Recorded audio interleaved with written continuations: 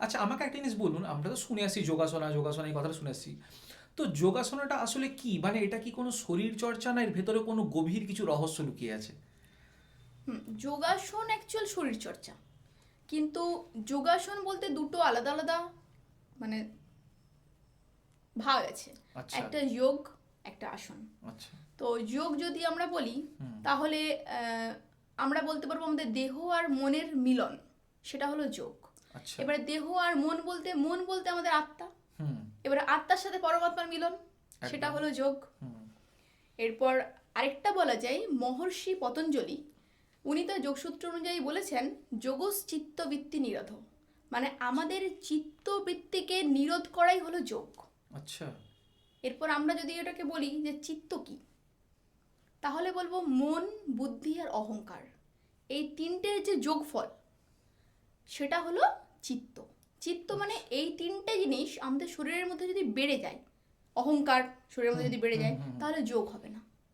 আচ্ছা। অতএব মন, বুদ্ধি, অহংকার এই তিনটেকেই আমাদেরকে কন্ট্রোল রাখতে হবে।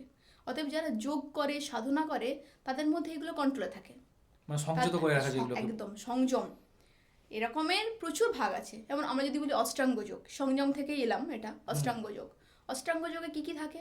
ইয়ম, নিয়ম, আসন, প্রাণায়াম, প্রত্যাহার, ধারণা, ধ্যান, সমাধি।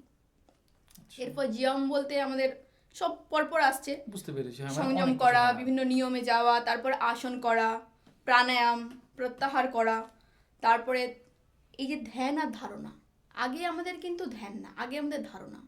আগে আমাদেরকে ধারণাতে আসতে হয়, মানে আমরা চুপচাপ বসে আগে ধারণাটা করবো যে আমরা এখানে, আমরা একটা ধ্যান মানে ধ্যান ধ্যানে বসেছি। বসে, হ্যাঁ, আচ্ছা। এই ধারণাটাকে আমাদেরকে আগে নিজের মধ্যে উপলব্ধি করতে হবে, তবে আস্তে আস্তে আমরা ধ্যানে যেতে পারবো। মানে এই নয় যে ইচ্ছে হলো চোখ বন্ধ করে বসে গেলাম, হ্যাঁ, ধ্যান এটা ওটা সম্ভব নয়। ধ্যান না, ওটাই ধারণা। আচ্ছা। এটাই, ওই ধারণা থেকে আস্তে আস্তে আস্তে আস্তে ধ্যান, মানে ধ্যান যখন আসবে, তখন মানুষ আর মানে নিজের মধ্যে থাকবে না আর কি, আচ্ছা, যেমন এই এই ঋষি মুনিদের হয়। আচ্ছা, এই যোগের মাধ্যম দিয়ে কি বলে যেটা মোক্ষ লাভ সম্ভব, এটা কি এই মানে একদম, এই যে আচ্ছা। ধারণা, ধ্যান, তারপর যে সমাধি বলছে, এই সমাধিটাই সেটা। সমাধি পর্যন্ত সবাই যেতে পারে না, এটাই সমাধি, মানে তো সে সমাধিস্থ হয়ে যাওয়ার মতো একদম, সে আর নিজের মধ্যেই নেই পুরো। আচ্ছা, এইগুলো খুব ডিফিকাল্ট, তাহলে ওই এটা হচ্ছে ধারণা যোগার পার্ট, মানে এই জিনিসগুলো যেটা বলছেন একদম আপনি। আর যখনই সেখানে আসন, মানে যে ঢুকে বিভিন্ন গেল, বিভিন্ন জিনিসগুলো। শারীরিক ভঙ্গিমা শুরু হয়ে গেল, প্রাণায়াম শুরু হয়ে যায়, তারপরে এগুলো সব আসনের মধ্যে পড়ে যায়। আচ্ছা।